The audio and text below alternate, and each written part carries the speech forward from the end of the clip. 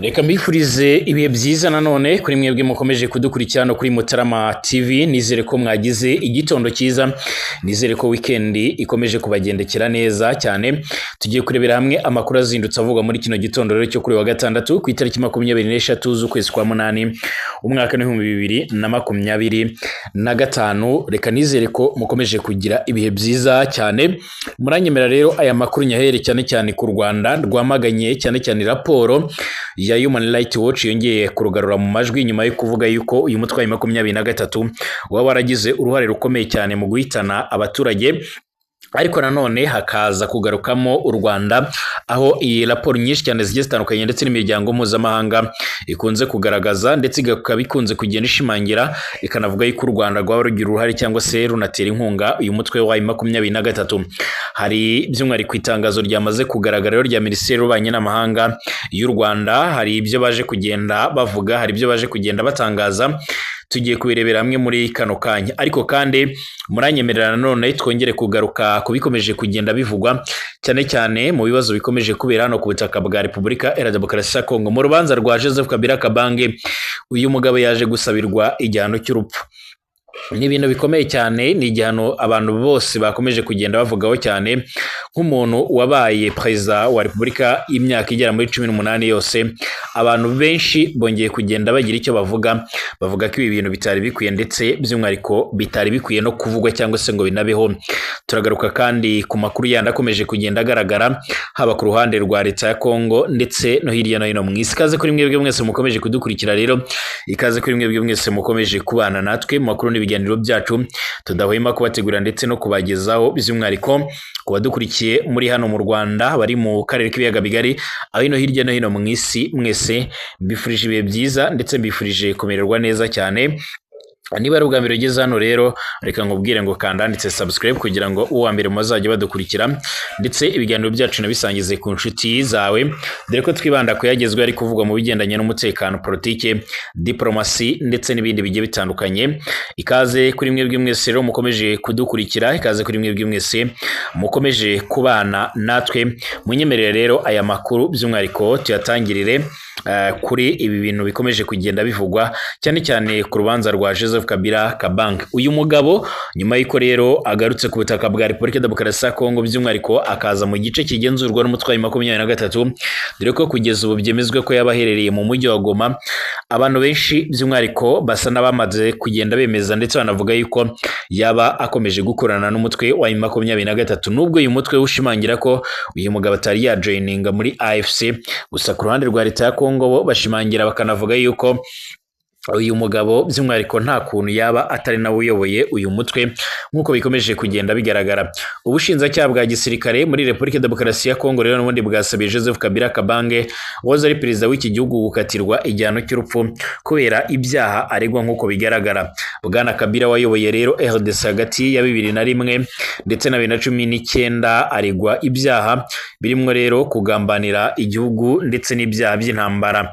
N'ibyaha kandi yarezwe nyuma y'uko muri Gicurasi uyu mwaka yatangazaga ko agiye kuva mu buhungiro yarimwe rero muri Afurika y'Epfo akerekeza mu mujyi wa Goma ugenzurwa n'inyeshyamba zo mu mutwe wa 23.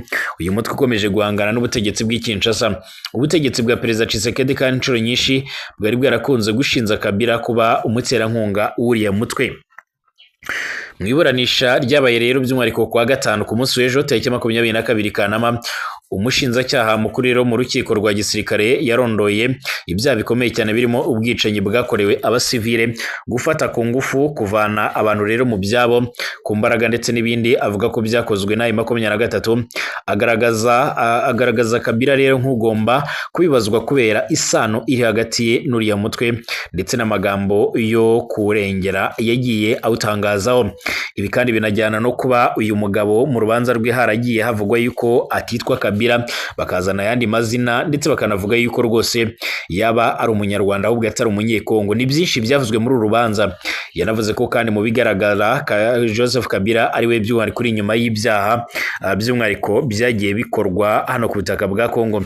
Usibye igihano cy'urupfu kandi yasabiwe ubushinjacyaha bwanamusabiye by'umwihariko imyaka 20 y'igifungo ndetse n'indi 15 yo gukora imirimo y'agahato ku byaha birimo rero kwemera iterabwoba ndetse n'umugambi umugambi wo gukuraho ubutegetsi bwa Perezida Tshisekedi. Bwasabye kandi abacamanza gutegeka ko imitungo ye yose ifatirwa, by'umwihariko kumutegeka kwishyura amagarama y'urubanza, gutegeka ko afungwa ndetse no guhita atabwa muri yombi mu buryo bwihuse nk'uko bikomeje kugaragara. Ni Kabila kuva urubanza rwe, by'umwihariko kuva urubanza rwe n'ubundi rwatangira utarigeze na rimwe arwitabira, ndetse abantu bo hafi ye by'umwihariko bakunze kugaragaza ko bifite rero impamvu za politike, ndetse ko ubutegetsi bwa Perezida Felix Tshisekedi bwabimushyizemo mu rwego rwo kumubuza guhangana nawe nk'uko bigaragara.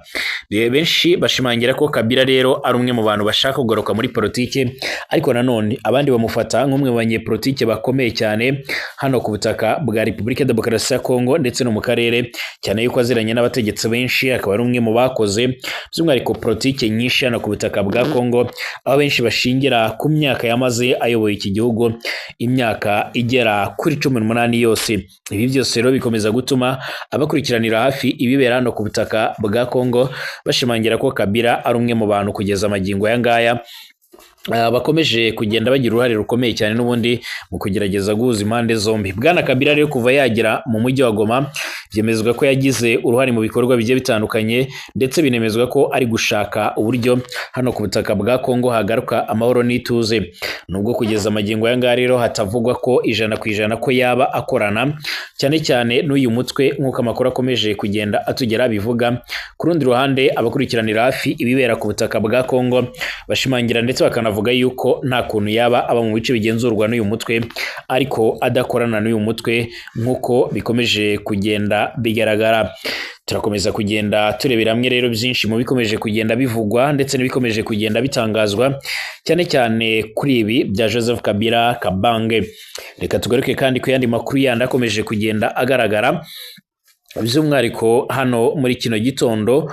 Hano twerekeze byibuze muri za Minembwe ndetse no mu bindi bice bigiye bitandukanye, hakomeje kugenda naho habera urugamba ruremereye cyane. Biravuga ko by'umwihariko mu Minembwe hazindukiye igitero gikomeye cyane, ariko kikaba cyaje gusubizwa inyuma. Byagenze bite ubundi?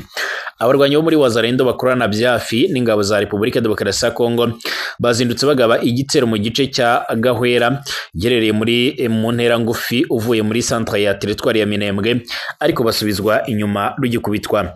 Gahwera ibarizwa muri territoire ya Minembwe mu ntara ya Kivu y'Amajyepfo mu gihugu cya Repubulika Iharanira Demokarasi ya Kongo. Igihe cya 12 z'urukerera rwo kuri 6 itariki ya 23 z'ukwezi k'umunani 2025 nibwo kiriya gitero cyahagabwe. Amakuru avuga ko kandi ingabo zatwirwaneho zahise zitabara abaturage bari bagabweho kiriya gitero, banagisubiza inyuma ndetse birukana kubi Wazalendo bari bakigabye ibasubiza iyo rero baje baturuka. Bivugwa ko mu kukigaba kandi baje baturuka mu nshe z'Irurenge muri territoire ya Fizi, ahazi nko mu ndiri ikomeye cyane ya FDL ndetse na Wazalendo. Aya makuru akomeza anavuga ko kandi ko ntabyo kiriya gitero cyangije usibye gushitura abaturage kubera urusaku rw'imbunda zumvikanye muri iki gice ndetse no mu nkengero zacyo. Ibitero byaherukaga kandi muri iki gice mu mpera z'ukwezi kwa gatandatu nk'uko bigaragara uyu mwaka, aho nabwo by'umwihariko ubwo uko nyene byakigabwaga n'ubundi ubwo bakigabagamo igitero byarangiraga twirwana yibasubije inyuma. Bongeye kukigabamo kandi nyuma y'aho 23 igize Minembwe territoire mu rwego rwo kugira ngo n'ubundi abayituriye barusheho kwegerezwa ubuyobozi, ubundi kandi babashe guhashya imitwe yitwaje intwaro iyigabamo ibitero nk'uko bikomeje kugaragara cyangwa se nk'uko bikomeje kugenda bitangazwa. Hanyuma reka nkubwire ko Minisiteri y'Ububanyi n'Amahanga y'u Rwanda yamaze gutangaza ko yamaganira kure by'umwihariko raporo ya Human Rights Watch yongera gushyira u Rwanda mu majwi, by'umwihariko ingabo z'u Rwanda, aho bavuze yuko u Rwanda rwaba rwaragize uruhare rukomeye cyane mu bwicanyi M23 ikomeje kugenda ishinzwa. Aba rero bakaba baje kugenda bashimangira ko Human Rights Watch itigeze na rimwe igira uruhare mu kugenzura cyangwa se mu gukora amaperereza mu buryo bwigenga, nubwo yishimangira ko yavuganye n'ababonye ubwo bwicanyi. Kugeza amagingo aya ngaya yabaye 23 yarabihakanye, ndetse n'u Rwanda rwongeye gushimangira ko inshuro nyinshi Human Rights Watch ndetse n'imiryango igiye itandukanye yo muri ONU yagiye ishinja u Rwanda ibirego bidafite ishingiro batigeze bagenzura. U Rwanda rusoza ruvuga yuko hakwiriye gukorwa amatohoza yigenga cyangwa se amaperereza yigenga kugira ngo amenyekane ukuri. Mbashimire, twongere kugaruka mu kanya.